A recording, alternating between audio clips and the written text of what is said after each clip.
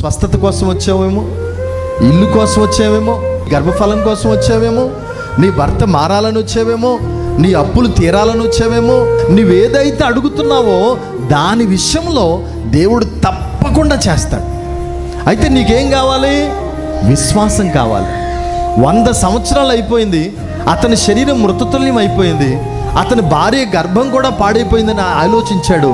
అయినప్పటికీ వాగ్దానము చేసిన దానిని నెరవేర్చడానికి సమర్థుడని నమ్మి విశ్వసించి విశ్వాసం వలన బలము పొందెను. అమ్మ, నువ్వేదైనా అడుగుతున్నావంటే దాన్ని నువ్వు పొందుకోవడానికి నీకేం కావాలి తెలుసా? బలము కావాలి. ఆ బలం ఎలాగొస్తుంది? విశ్వాసం వల్లనే వస్తుంది. డాక్టర్ దగ్గరికి వెళ్ళావు, డాక్టర్ చెప్పాడు, అమ్మ నీకు పిల్లలు పుట్టడం అసాధ్యం అన్నాడు. కానీ నీ విశ్వాసం వల్ల ఏమవుతుంది? ఆ గర్భసంచి తెరవబడ్డానికి నా దేవుడు బలం ఇస్తాడు.